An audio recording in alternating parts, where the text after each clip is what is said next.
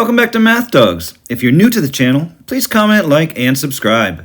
If you have any questions, please comment down below.